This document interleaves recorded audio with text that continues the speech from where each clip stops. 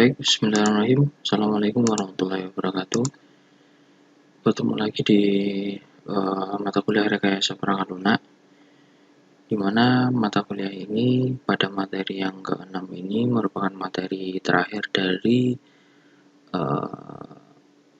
tengah semester. Jadi sebelum UTS ini adalah materi yang terakhir yang akan kita pelajari. Pada materi ini yaitu yang akan menjelaskan tentang pemodelan perangkat lunak lanjutan, di mana di dalam materi ini ada penjelasan pendekatan program berorientasi objek. Nantinya yang akan kita jelaskan yaitu perbedaan antara pengolahan data ataupun perbedaan antara pemrograman terstruktur dengan pemrograman berorientasi objek. Oke. Metode pemrograman berorientasi objek adalah suatu strategi pembangunan perangkat lunak yang mengorganisasikan perangkat lunak sebagai kumpulan objek yang berisi data dan operasi yang diperlakukan terhadapnya.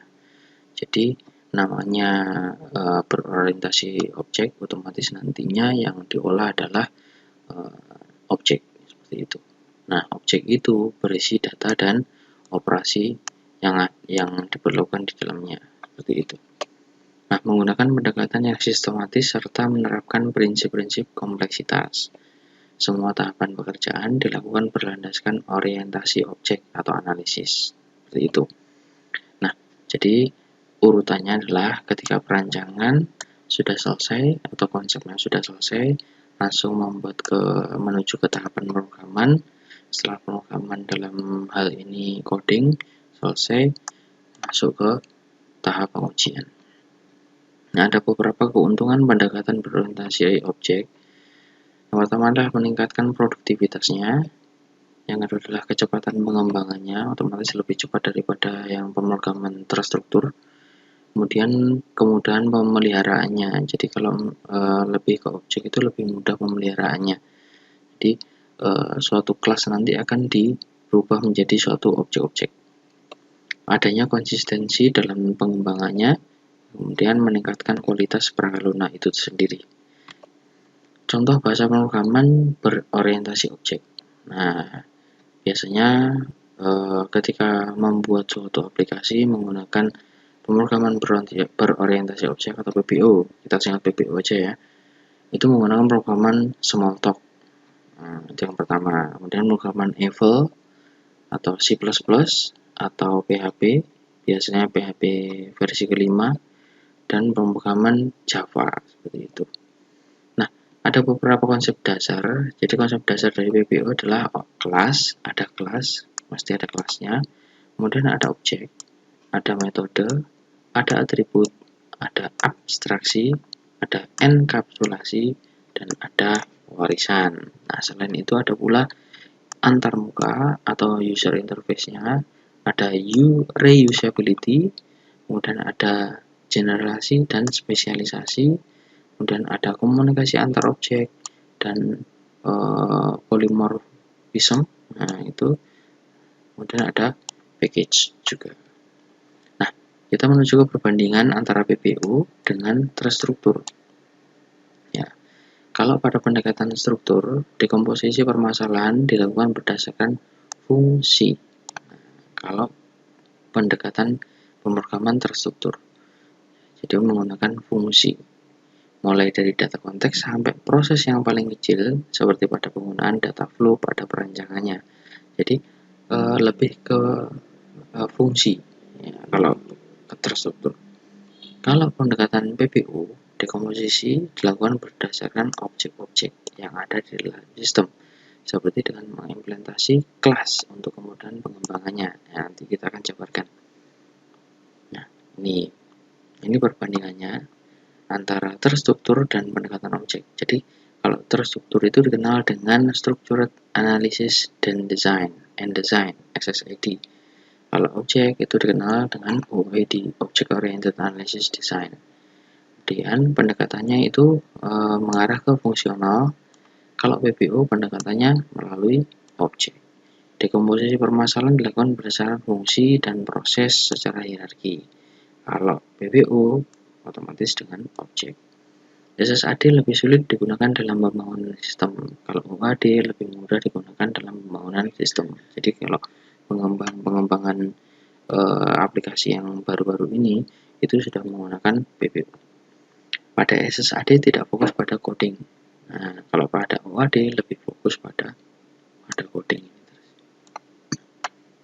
Oke, pada SSAD menekankan pada kinerja, ketika pada OAD tidak menekankan pada kinerja tim. Itu bisa dilakukan sendiri pun sudah bisa. Contoh perbandingan pendekatan orientasi objek dengan terstruktur.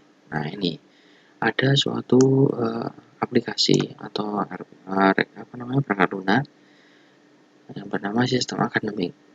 Nah, kalau dekomposisi berdasarkan objek, kalau dengan PPU, ya, ini PPU. Nah, kalau yang ini adalah pemrograman terstruktur. Oke.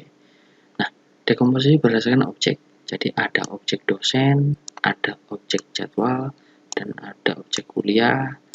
Begitu juga ada objek mahasiswa, ada kontrak kuliah, seperti itu. Nah, ini masing-masing itu punya data sendiri-sendiri. Nah, nanti ada hubungan antara objek satu dengan objek yang lain. Berbeda dengan pemrograman yang dilakukan dengan pemrograman terstruktur. Kalau dekomposisi berdasarkan pemrograman terstruktur, itu dekomposisinya berdasarkan fungsi atau prosesnya. Jadi ada konteks. Jadi ada konteksnya itu adalah urutan alurnya. Nah, itu adalah alur-alur dari sistem akademik. Itu adalah pengambilan kuliah, kemudian penjadwalan, kemudian penilaian. Nah, ini adalah fungsinya. Jadi sistem akademik itu nanti fungsinya itu apa?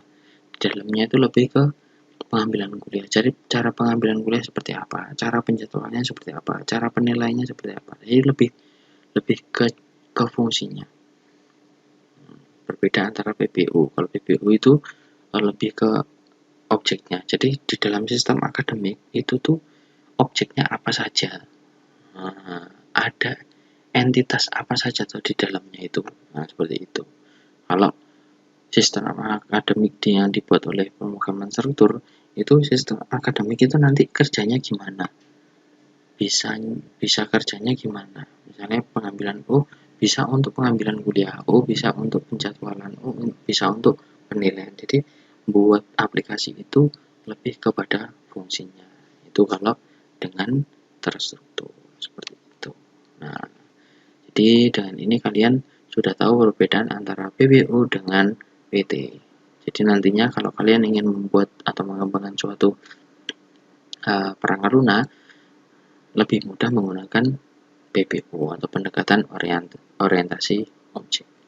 Oke, sampai di sini penjelasan yang terakhir ini merupakan penjelasan tambahan lanjutan dari materi 5 sebenarnya, hanya untuk wawasan kalian perbandingan antara PPU dengan pemrograman terstruktur. Ada pertanyaan silahkan nanti tanya di grup atau mungkin di Bebas Umbo. Nah, nantinya untuk ujian tengah semester akan saya infokan di laman Bebas Umbo pada topik ujian semester. Nah, ujian semester itu nanti akan berbeda untuk kelas reguler dan kelas proses. Oke, baiklah, mungkin cukup dari apa yang saya sampaikan pada materi yang ke-6 ini. Ada kurang lebihnya mohon maaf. Billahi taufiq wal hidayah. Wassalamualaikum warahmatullahi wabarakatuh.